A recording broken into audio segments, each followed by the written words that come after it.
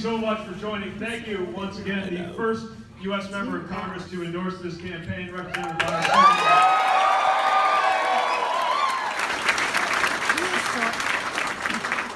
We've been knitting together every level of government, so we're thrilled to have with us support at the federal level from Congressman Beyer, also to have City Councilwoman Andrea McClellan, Delegate Mark Keem, and Senator Adam Evans. We got local state the Mayor of Alexandria stopped by with a number of council members. We appreciate it. Local government is where so many things get done in this country. And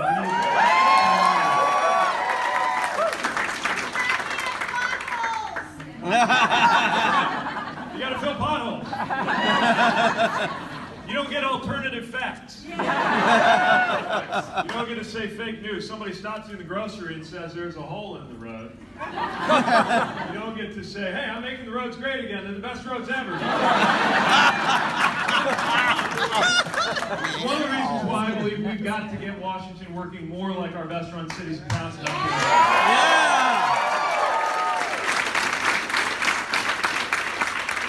Part of the idea behind this improbable but increasingly unstoppable campaign that you're all part of.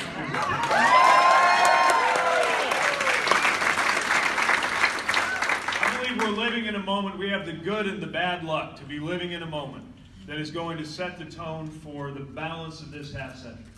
That the decisions we're going to make in the next 3 or 4 years will decide how Democratic and Republican administrations are able to operate for the next 30 or 40. That we have got to look not just at winning an election, but at winning the era. And that's what this campaign is about.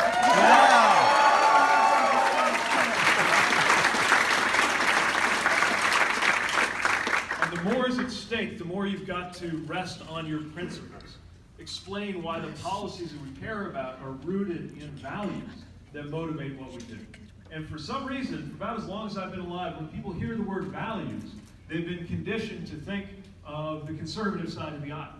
But at a moment like this, especially at a moment like this, we have got to insist that values like freedom and security and democracy are not conservative values, they are American values.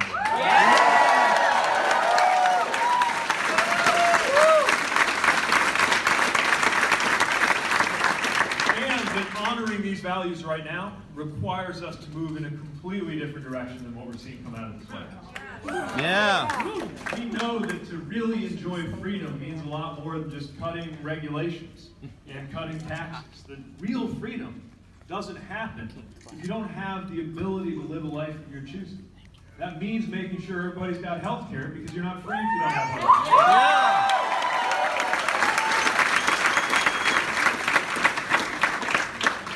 Just like you're not free, and it is twice as important for the men in the party to be talking about this right now, you're not free as a woman if your reproductive decisions are being dictated by your husband.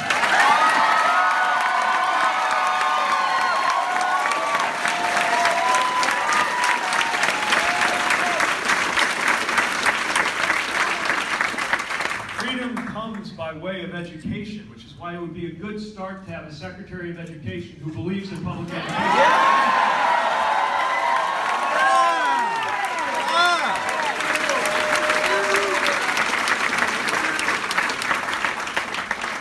Racial inequality that didn't just happen and won't just go away on its own persists. None of us are free.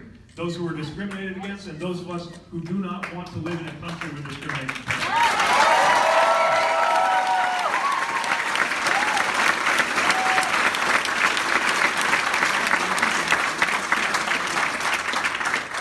And you're most certainly not free if a county clerk gets to tell you who you ought to marry.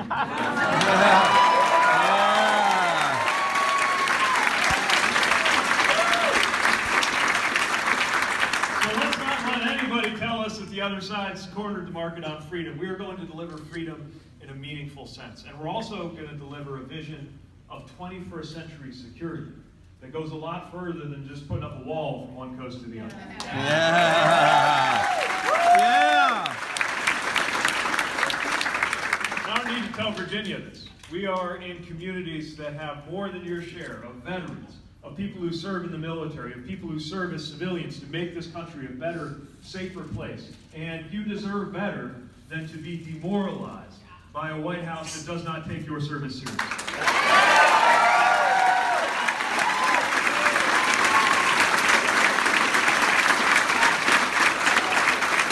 That prepares us for the future, that's going to help us tackle 21st century threats, cybersecurity, election security. Wall's not going to be very helpful for dealing with those. You know, security means naming and confronting the tide of violent white nationalism that's claiming lives of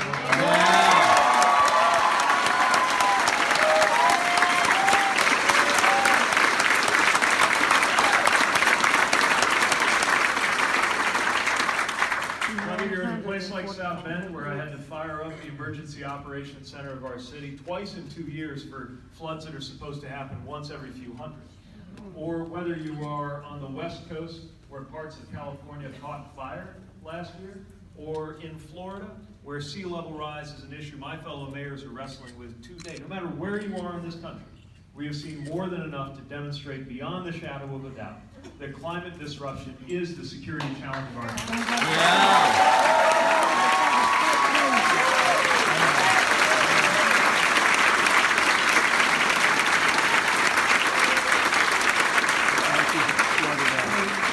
With the idea that freedom belongs to a political party, that security belongs to one political party. While we're at it, and I say this as somebody who believes passionately that anyone in public life in America ought to speak for people of any religion and people of no religion equally. Yep.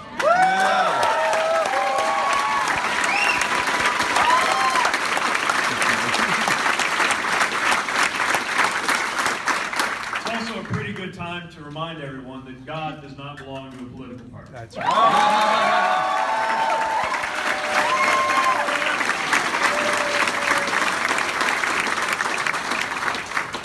And I have yet to encounter any faith tradition, from my own to any of the others, that would say that it is anything but wrong to separate, that prepares us for the future, that's going to help us tackle 21st century threats, cybersecurity, election security. Wall's not going to be very helpful for dealing with those.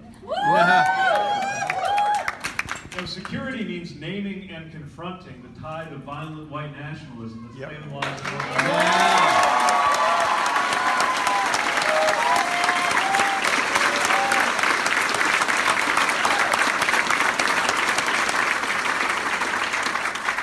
whether you're in a place like South Bend, where I had to fire up the emergency operations center of our city twice in 2 years for floods that are supposed to happen once every few hundred, or whether you are on the West Coast, where parts of California caught fire last year, or in Florida, where sea level rise is an issue my fellow mayors are wrestling with today. No matter where you are in this country, we have seen more than enough to demonstrate beyond the shadow of a doubt that climate disruption is the security challenge of our time.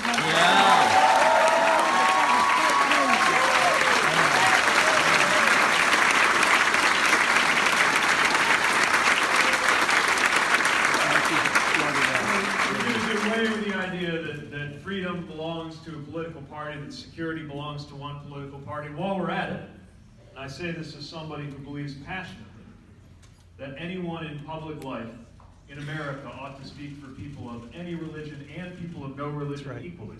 Yep.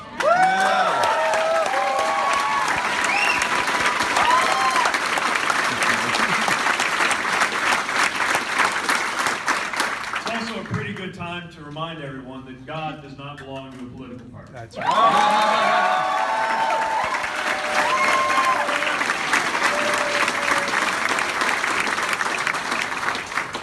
And I have yet to encounter any faith tradition, from my own to any of the others, that would say that it is anything but wrong to separate chapter. We are called to look after those who are most vulnerable, and on my watch, that's what America will do.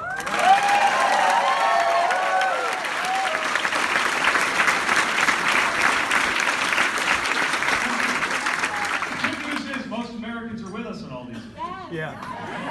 Bad news is our democracy has gotten warped and twisted out of shape. Yep. And it's why if we want to make progress on any issue, from climate to immigration, from education to gun violence, we have got to restore our democracy before it's too late.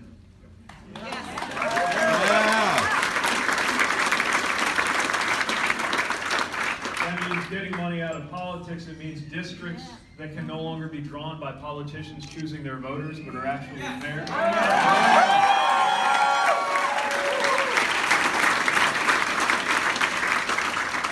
It also means that whether you're in D.C. or whether you're in Puerto Rico, you deserve the same political representation.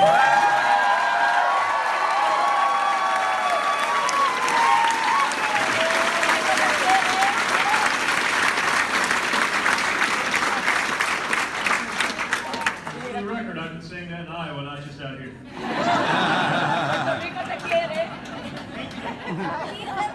Muchísimas gracias. Gracias de su apoyo. Democracy is what makes us American. Shoot, I missed my chance. Democracy is the foundation of our understanding of our nation. And I think that we can no longer assume, maybe we never could, that each generation would see America more democratic than the one that came before. We have got to make sure that that happens. And that's everything from the issues that I've been talking about to what I would consider a very basic step. Call me quaint, call me simple-minded, but I would argue that it is fitting for a democracy to choose its nation's leader by just counting up all the votes and getting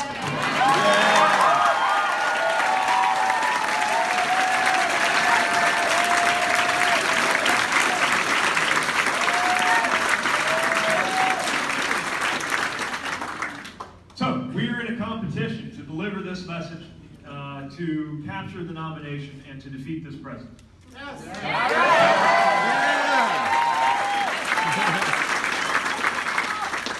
And I think we're getting somewhere because we have a different kind of vocabulary.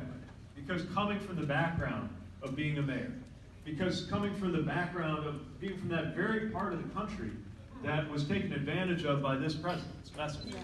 You know, the industrial Midwest. Nowhere is it written that the industrial Midwest can only be reached through nostalgia and resentment. We got to speak for our region.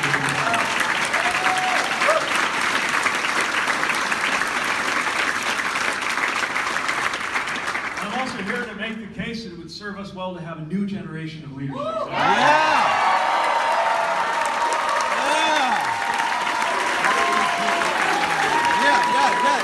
Pete.